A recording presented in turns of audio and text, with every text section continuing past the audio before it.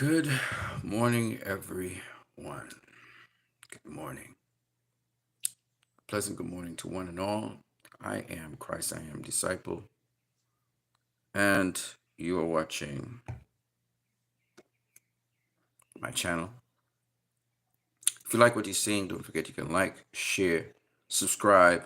You can also donate via PayPal. The link is in the description.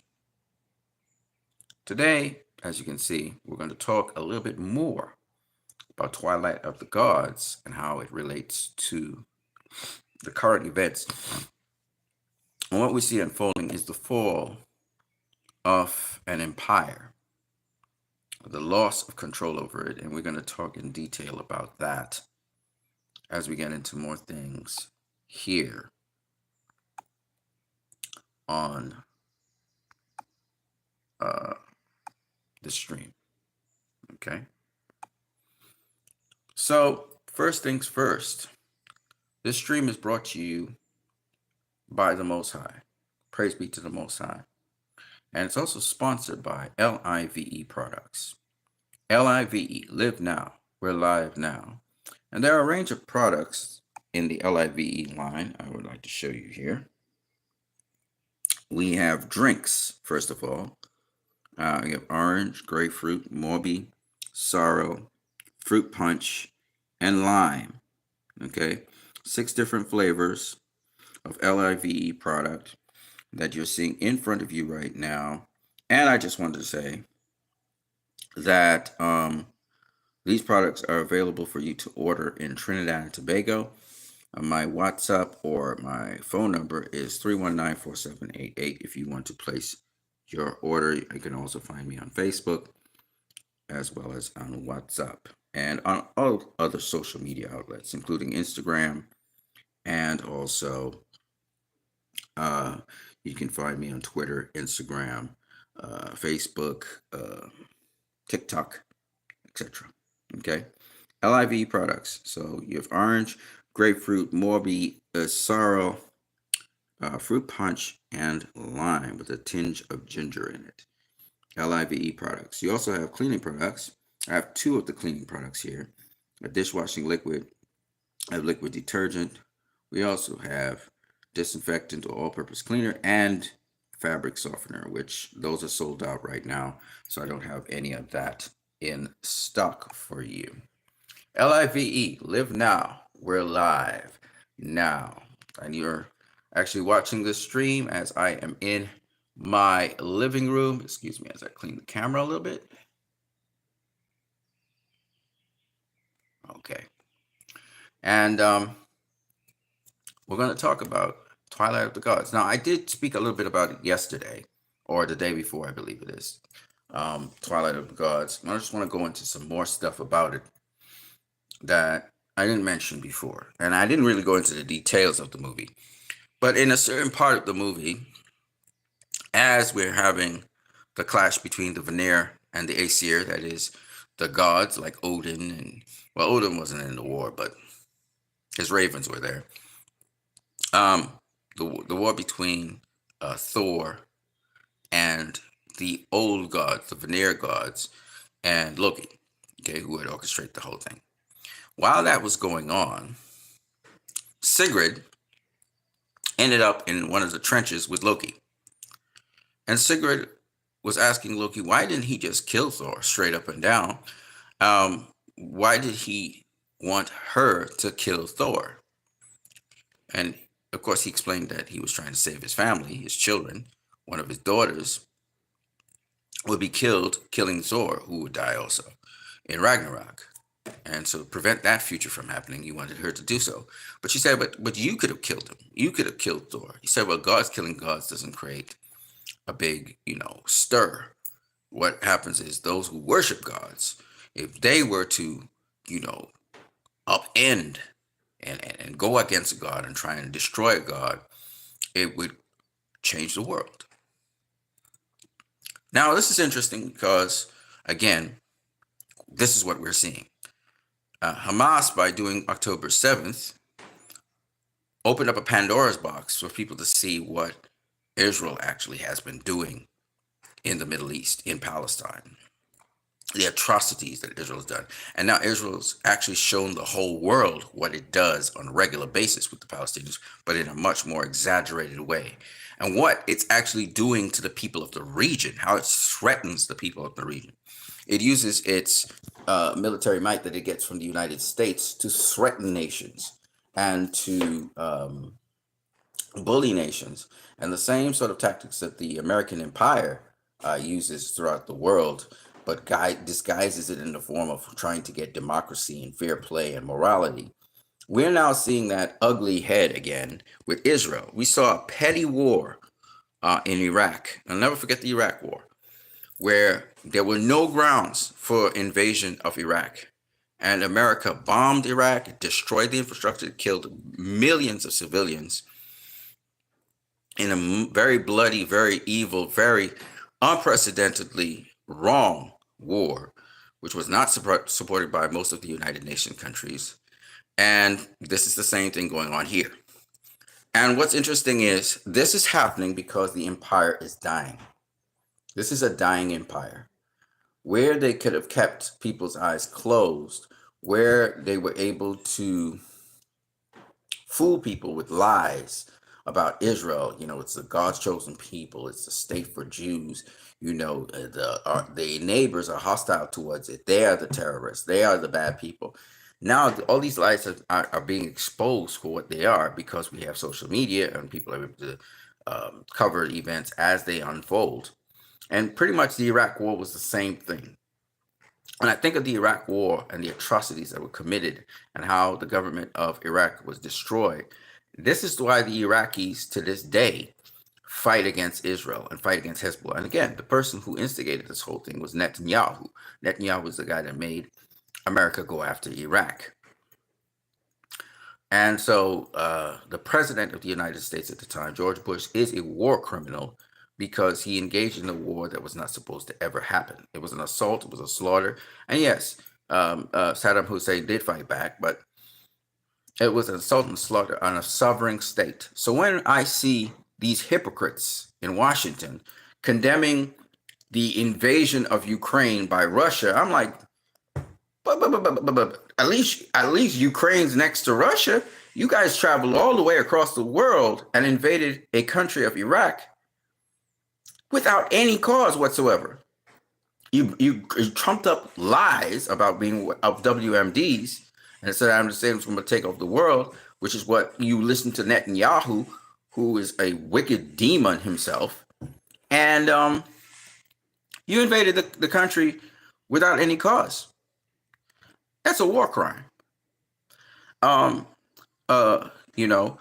We had under different regimes, different war crimes, but for sure, George W. Bush and Dick Cheney and their cahoots, in order to expand their private enterprise with the oil industry, they decided to do this war. Okay. Now, right now, the atrocities that Israel is committing in desperation, these are desperate attempts. This desperate attempts to get a land grab. Now, people are saying, well, Israel doesn't seem to have an end game. They do have an end game. Their end game is, just like Nazi Germany, is greater Israel. That's their end game. It's insane, but it is what they want to do. They don't want any nation attacking them. Now, let me say this.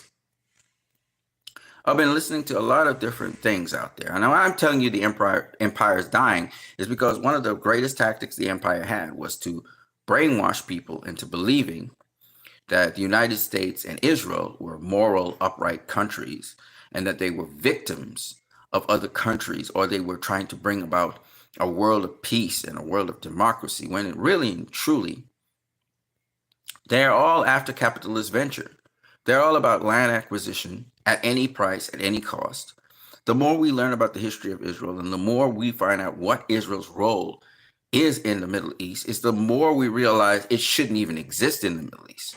This Palestinian initiative should never have happened.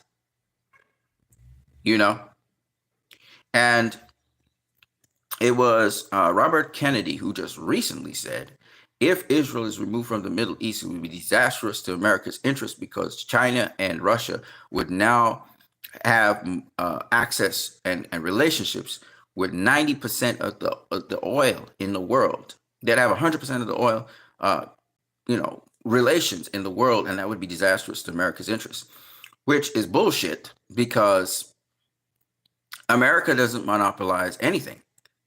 If you really think about it, what do they don't dominate the vehicle industry. They don't. The majority of the world gets vehicles from Japan or China. Okay, so or Korea. Most of the cars right now. Okay, they don't have the greatest economy in the world. The greatest economies in the world are now centered around Singapore and China and mostly Asian countries. India, these are the emerging, expanding economies. They don't have the greatest military in the world. They don't. And that belongs to Russia. So what are they talking about? I've heard a lot of people talk about the hegemony, that America wants to be known as the only superpower and it consolidated. What it's not a superpower. It's not. It's like everybody else now. Everybody has nuclear weapons. There's nothing special about America when it comes to that. They say they're the world's policing state. Well, that policing that they were doing through the CIA and their NSAs and all these monitoring programs, every country has that now. Right? So what makes them so special? Nothing. So that's why and the problem with it, they would have probably had a place in the world today if they could stick to their word, and if they were really diplomatic, and if they really coordinate with nations, they would have led the world in a bigger, better way. But instead, because of their greed by the leadership and the capitalist greed, they're no better than a communist nation. They're no better than a dictatorship nation. They're no better than a socialist nation. They are not. Their people are suffering. Right now, we had a flood. We had a hurricane that came through, and a lot of people need assistance. A lot of people need help. And we're hearing that FEMA doesn't have the money to help their people in America. They're victims of flooding. That is bullshit. You just put out 30 billion, 40 billion, 20 billion. You've been doing it on a monthly basis, putting out billions for Israel and a war, and you don't have money to help your own people? I don't believe that. That's a lie. It's a lie.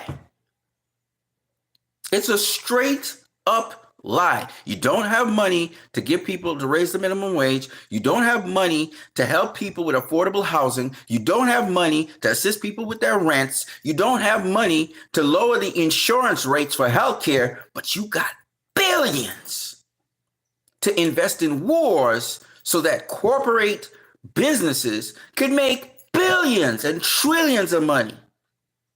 We don't buy that stuff. And that's why I tell you the empire is falling. It's falling apart. It's supposed to be a democracy. It's supposed to be a republic. But that democracy and republic is not for the people. It's a democracy for corporations, big business. It's a republic for big corporations, big business that are buying votes up, that are buying influence. The whole system is corrupted. This is what you want to sell as democracy to the world? Your empire is falling apart.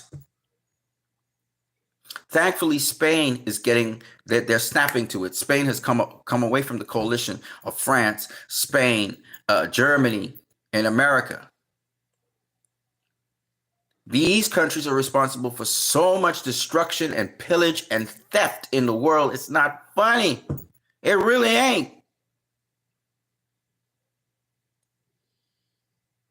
So to see this empire falling apart now, and the so-called superpowers so desperate to gain that control, they're now using brute force.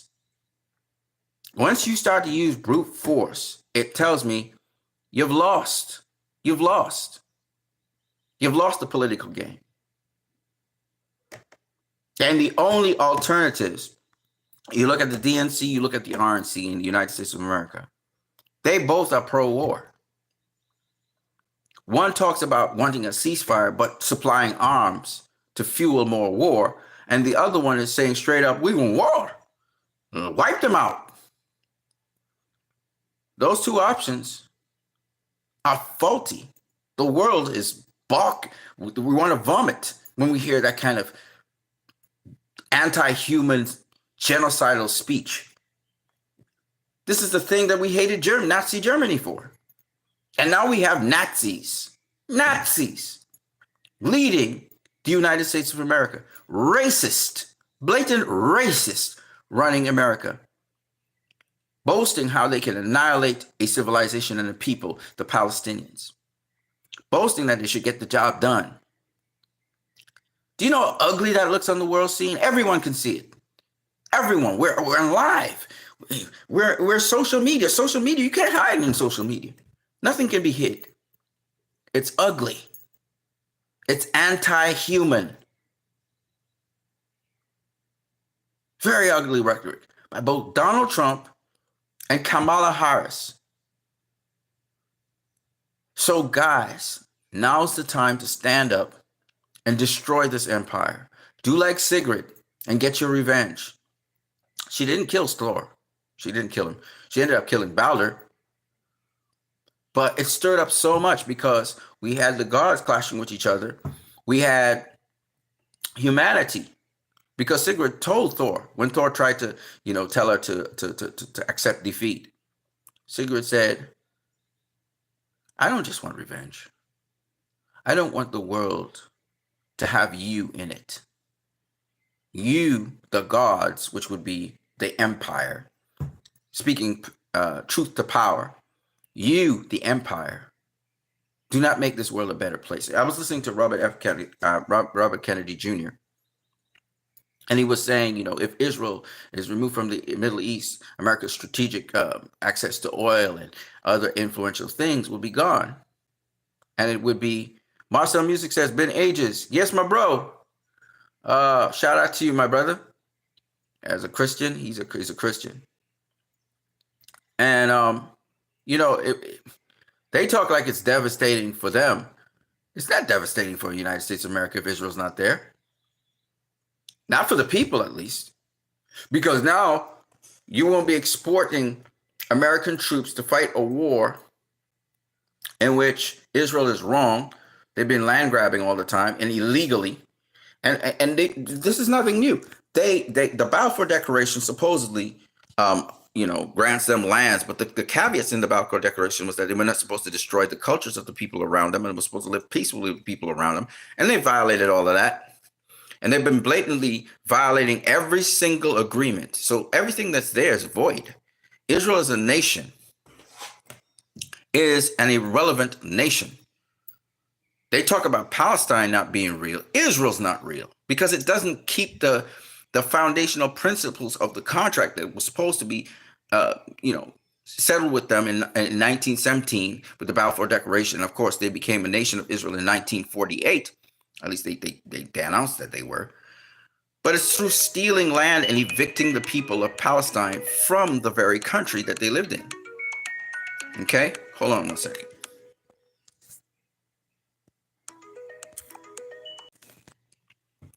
So, yeah.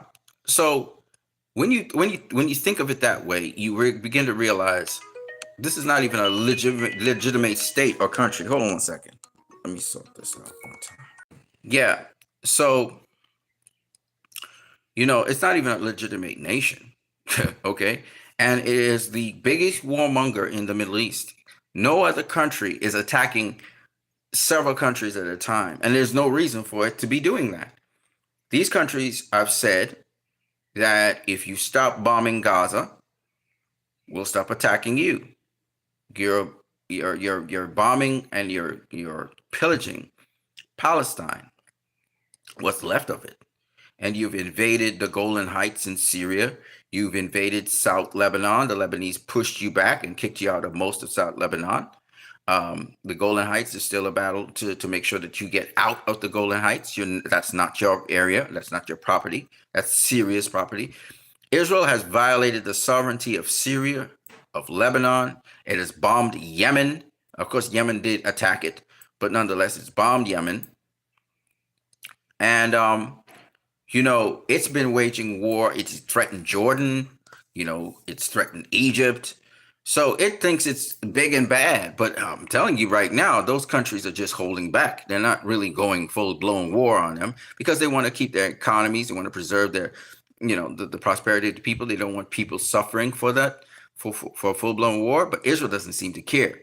They think because they have the Iron Dome, they're protected from X, Y, and Z. But the truth be told, you know, if a full blown out war goes on, Israel's not going to remain on the map. I'm going to tell you that. It's going to be obliterated. But they're begging for that, just like with Twilight of the Gods. It may come down to being a full blown war in which people are going to say, "We fear no gods."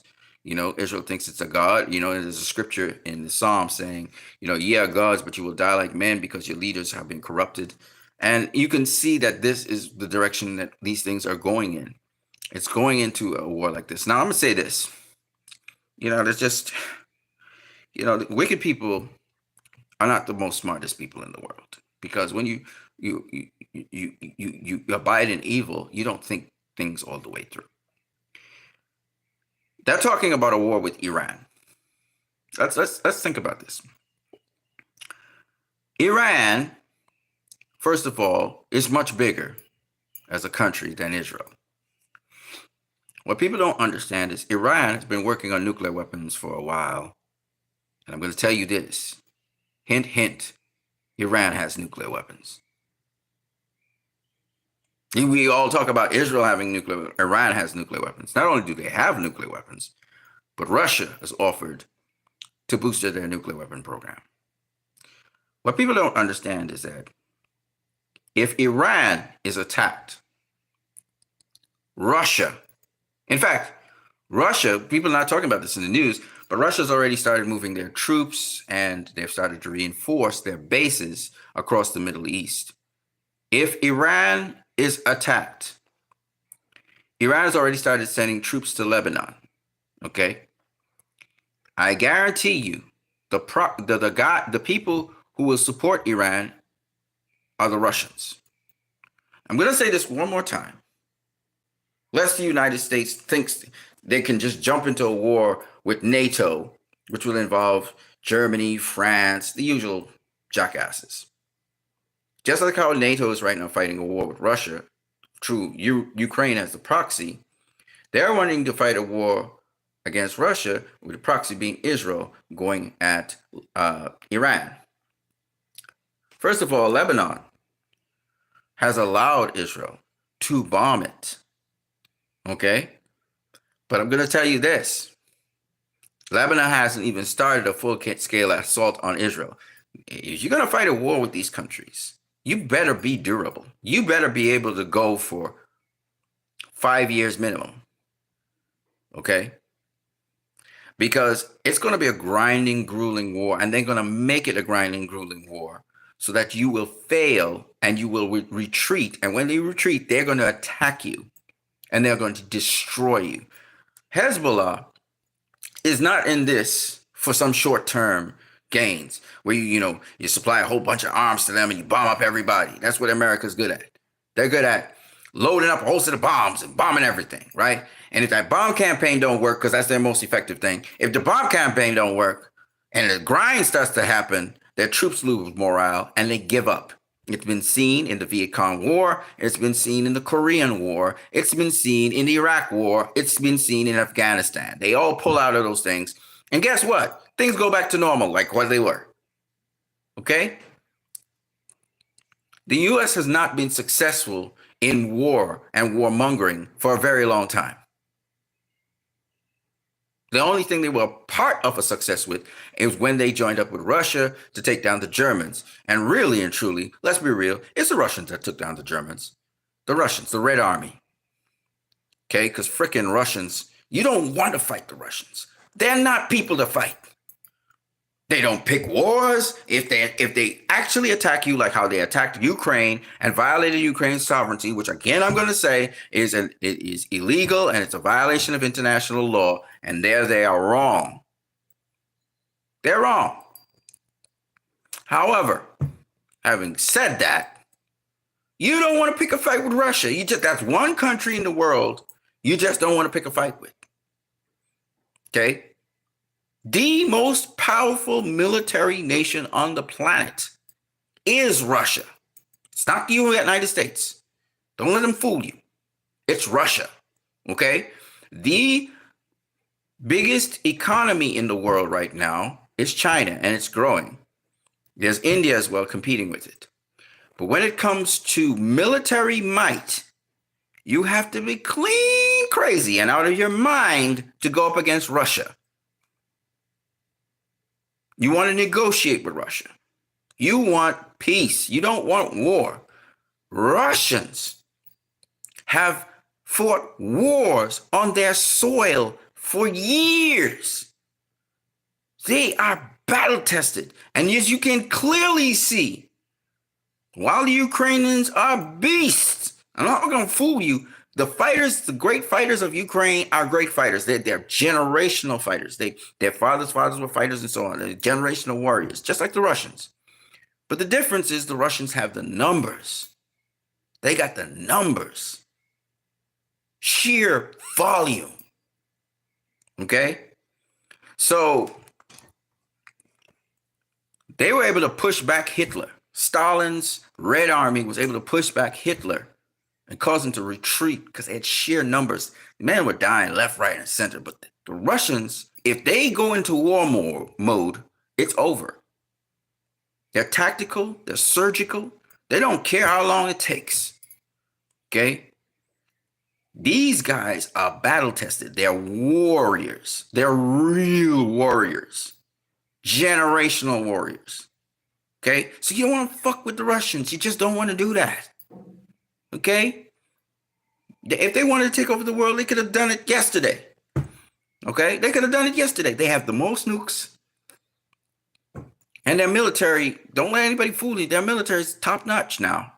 It went down for a while, but it's back up and running. Okay? The Chinese, they got a ridiculous military as well. Ridiculous. But the Chinese don't focus on war. They focus more on economies.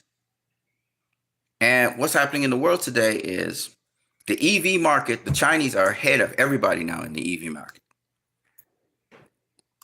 They're poised to take over the EV market. They're already poised to take over the vehicle market because, of course, the MGs and the Hyundais and stuff, they also have something to do with China, even though mostly Hyundais are Korean. Okay. So the U.S., going and using Japan as a proxy to set down their bases and stuff, Japan should say, get your so-and-so ass out of Japan. That's what they should do. They should chase them away. Don't let them have their bases in Japan. The Japanese should be smarter than that. Don't let the United States use you. You take all the damage. You get assaulted because they have their bases in your area. No, they should fight their own wars. Japan should kick the U.S. out of Japan. Now, the United States is trying to surround China and hold it siege. That's going to be very difficult to do. They're trying to surround Russia and hold it siege. Again, another very difficult thing to do because it's a tremendous landmass. Russia is a huge, huge place, and China is a huge, huge place as well. So that's a dumb idea. But nonetheless, if the United States is so stupid as to go into war with Iran. By the way, U.S.-Iran relations are not bad, okay? They have pretty good relations as well.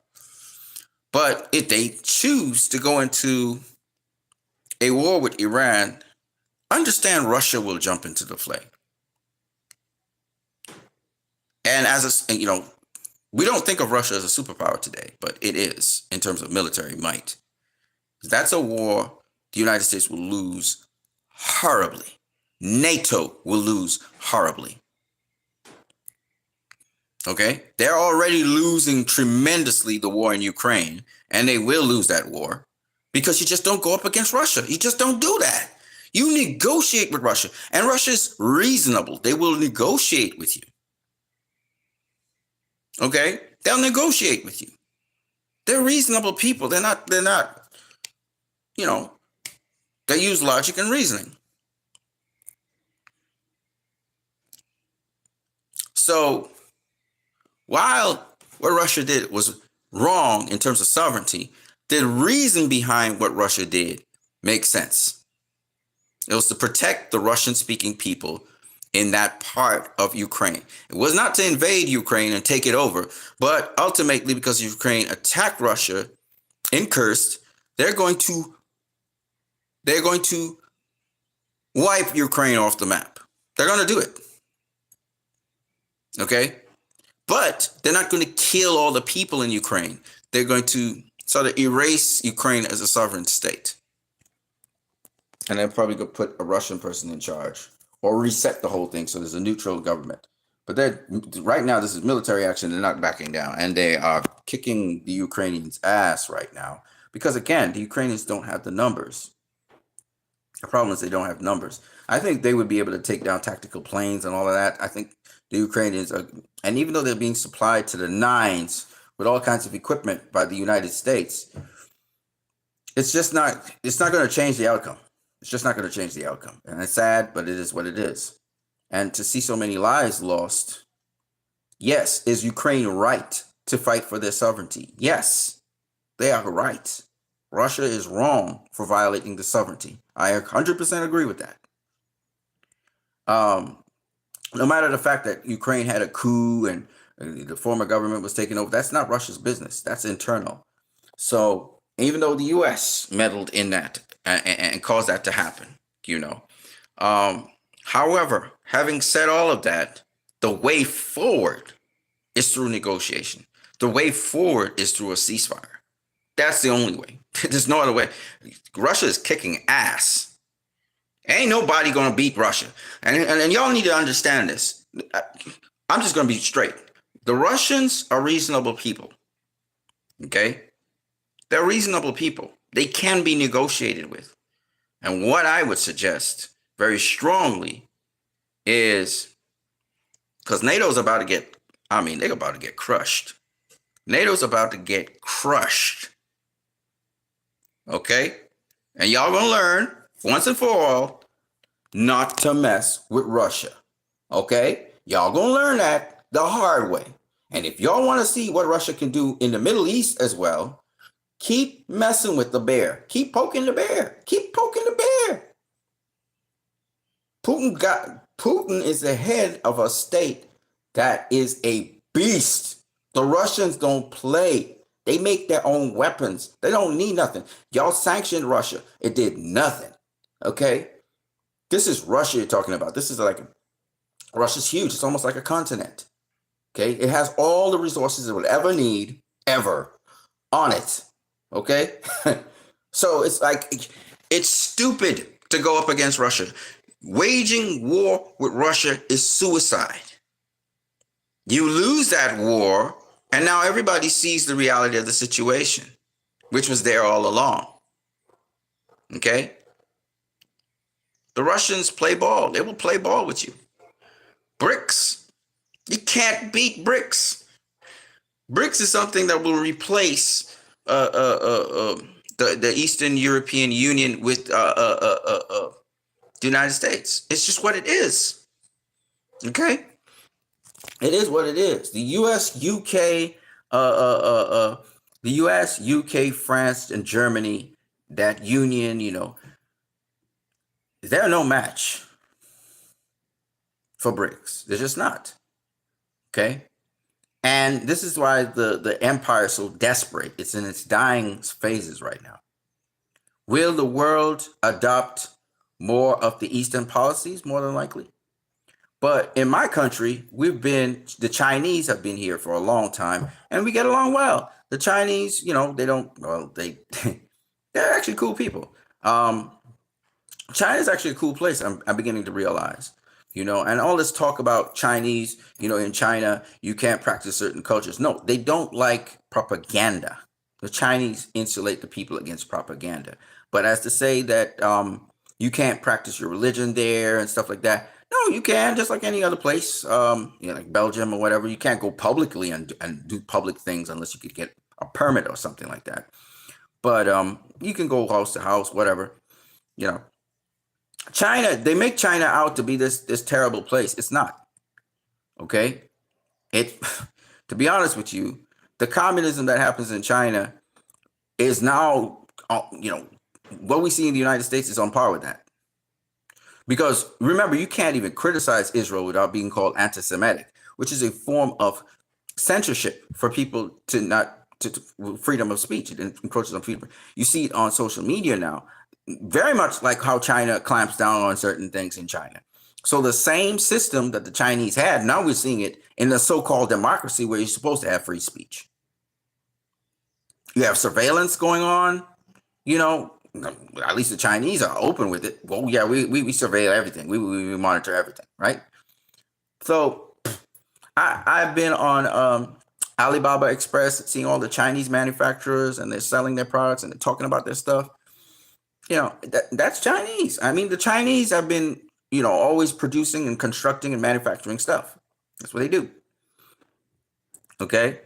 So to say that the Chinese are a threat economically to the United States and blah, blah, blah, blah, blah. Listen, truth be told, they're just good at what they do. Okay? Have they done espionage and sabotage? Yes, they have, with the United States goods and services. But at the same time, let's be real. And they bought up a lot of patents and stuff. Yeah. But at the same time, let's be real. That's what they do. Okay? You want to be competitive with them, you gotta get up the line. Brute force is not going to solve the problem.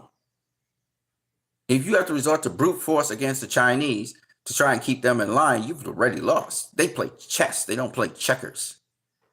It's not how big your muscles are, it's how well you can think. And they've been thinking several moves down the road, and America's still yet to catch up with those guys. And even Europe. All right? So this empire is going to end, just like how the Roman Empire ended. This empire is going to end, and we can see the end in sight because we're seeing more desperate and desperate measures, and people are now exposing all the true nature of what the empire was really about and why we call it an empire now. So, I like Twilight of the Gods because Zack Snyder, I don't know if he knowingly or unknowingly did this. I believe he did knowingly do this because it's like prophetic. Showed up this, and, when you hear Sigrid say, "We fear no gods," she's a giant, of course, she comes from the giants. And of course, the frost giants joined with her to fight with the Vanir against the Aesir. It was interesting that the frost giants could be equivalent to, like China, and the Vanir could be associated with like Russia. You know what I mean? And I'm not saying that Russia or China, which are powerful enough themselves, they would take down the U.S. and the empire. I'm not saying, at least in the first go, I'm not saying that's what's going to happen. I'm just saying, though, that if you're going to go up thinking that you're the only superpower in the world, as the United States thinks it is, and with the European Union or the European countries behind you, which not all of, a lot of them are not behind the United States anymore. Recently, there, Slovenia condemned Israel's actions. It's very clear to me that there is already a shift away from the Western way. And I think it's because of the hypocrisy of the West being exposed in this Israel versus Palestine issue that's been going on for decades. And people are looking at it now, wait, this went on for decades? People are now watching at this shit and can't believe it. And again, thanks to Hamas, who they call a terrorist group, but I don't consider them a terrorist group at all. They're just as much a terrorist group as the IDF. Okay? They're as much a terrorist group as Mossad. Okay? Because now they're all kind of lumped into the same circle. We begin to realize, Israel's been doing these atrocities for years on powerless, poor people. I mean, if the people that they were oppressing were rich, and had clout and was significantly destroying Israel, but that'd be a different story. But that's not what's happening. And blatant racism, white supremacism, And the same thing which we saw on George Floyd's neck, how the police officer just killed George Floyd like that. It's the same mentality we're seeing with Israel and the Palestinians and the Lebanese and the Syrians and the hate for Arabs and so on and so on and so on. It's just ridiculous. And to see that, and just imagine somebody like Cigarette, where you wipe out their whole entire family line, their whole lineage. Is there one or two things will happen? You'll actually either become suicidal or you will fight back. You will want that to happen to them. You know what I'm saying? And it's interesting how when Tehran sent all those missiles to Israel and destroyed some military installations and destroyed a number of different things. Of course, Western media is going to lie and say, "Oh, it wasn't significant," but a number of lives were lost. Okay, Tehran just sending a message, Tehran just saying, "Oh, all right, yeah, yeah, you coming out of line now, yeah, yeah, you think you something, huh? Oh, you've been bombing Lebanon and stuff. Okay." It launched 300 and something missiles, precise missiles. Cleared the Iron Dome, destroyed several military installations. Now, the question you have to ask yourself is this.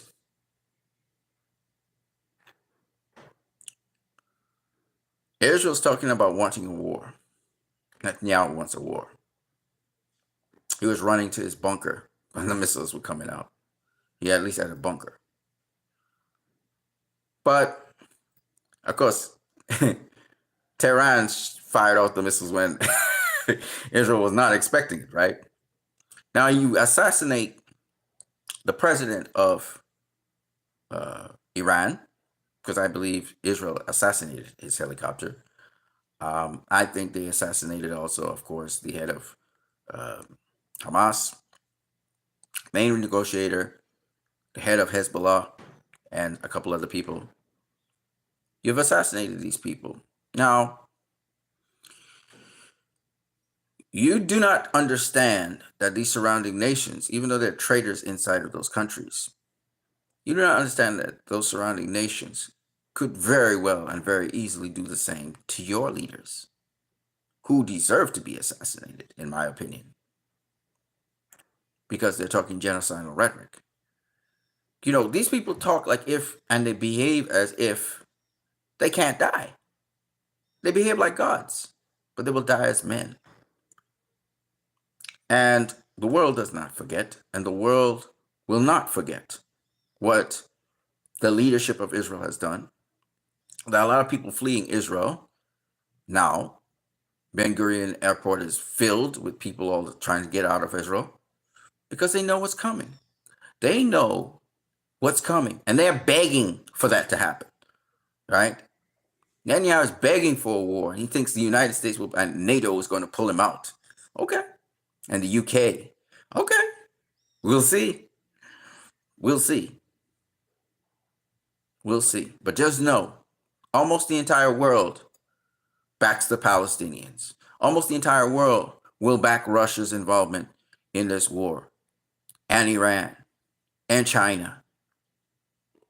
And for the coon-headed Saudi Arabians who talk one talk but do another thing, we'll see how you fare in the region when all is said and done.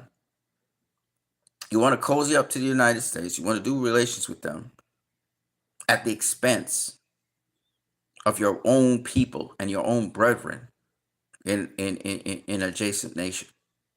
You're willing to sacrifice your own people. That means your leadership doesn't care about the people.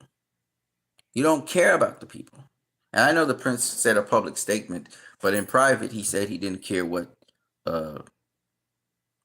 Israel did to the Palestinians in private. So he made that public statement because the people are putting pressure on him. But I'm going to say this. The people in all these countries, whether it's Western European countries, whether it's the Western nations, whether it's the Eastern nations, everybody wants to see the occupation end, and we want to see Palestine free. And more people are thinking that Israel doesn't even have a right to exist. They don't really do. The Balfour Declaration was violated. Violated. It is not. And of course, people say, well, how does the British have any right to give anything? Well, the British took over from the Ottoman Empire. But that's not the point. The point is, when you read the Balfour Declaration, you're supposed to respect the religion, the culture, the people, and the places and the location of the surrounding nations. And Israel did not do that. And they haven't been doing it. So, having said that, um, I want to speak about one more thing. One more thing before I get off of here. And I know I'm almost taking an hour uh, talking about this. I just lost someone very close to me last night into the morning, and it's been on my mind. People are important. People are important, and cherish them while you're there with them. Take the moments. You don't know when any of us can go. I may not be here all the time. You guys assume just because you see me here, that means I'm going to be here tomorrow, or I'll do another stream in the future. You don't know what can happen. Anything can happen to any of us. So I have a friend, he died at age 44 last night into this morning. And I'm still feeling all kind of how about it. But the point I'm making is care about people. Don't care about lands and property. I'm in a family, and there's there's a little rift in the family because of, again, property, land, and I'm trying to mend that rift. It'll take a little while, but the land is always going to be there. Well, at least it'll outlast you and I. We are going to die and return to the land. It's up to us to make the living moments we have with life in us count to help other people. That's all I got for you guys right now. I am Christ, I am disciple. Peace.